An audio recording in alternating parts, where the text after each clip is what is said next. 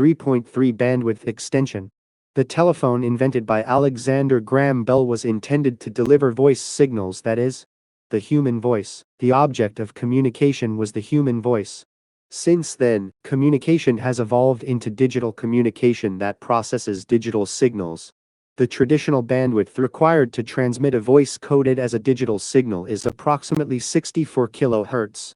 In CDMA mobile communication systems that use variable bitrate vocoding technologies such as CELP, the transmission bandwidth for delivering toll-quality voice drops to as low as 9.6 kHz. For this reason, mobile communication service networks consider the 9.6 kHz bandwidth as the basic bandwidth that can be allocated to an individual. However, subsequent communication services came to support not only voice, but also video and non-voice data services. As the scope of communication services expanded in this way, it became necessary for communication services to allocate a bandwidth wider than the bandwidth previously allocated to individuals for conventional voice calls.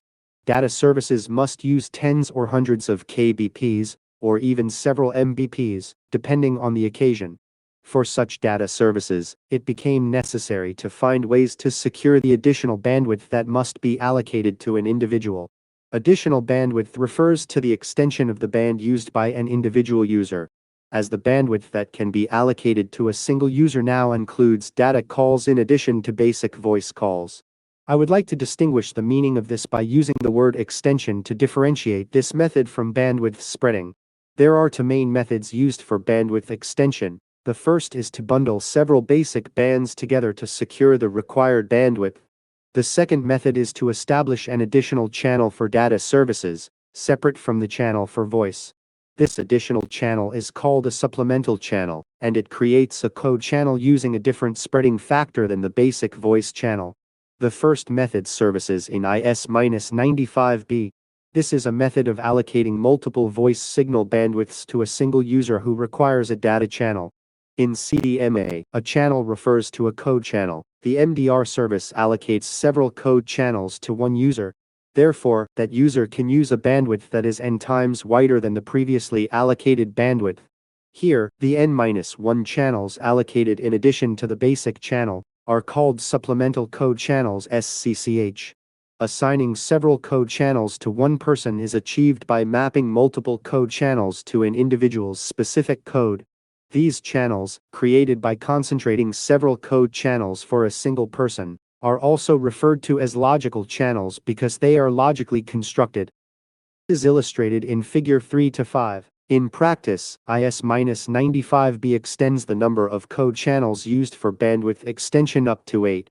That is, for a basic channel of 9.6 kbps, bandwidth extension up to 76. 8 kbps is possible, and for a 14.4 kbps channel, expansion up to 115.2 kbps is possible. However, in the case of MDR serviced in Korea, 5 supplemental code channels were used, and even then, they were not provided for the reverse link uplink. Unlike the method of using supplemental code channels, there is a method of adjusting the spreading factor during the spreading stage.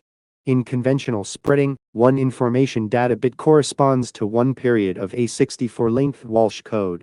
However, if an information data bit is mapped to one period of a 32-length Walsh code, the amount of information that can be transmitted increases twofold.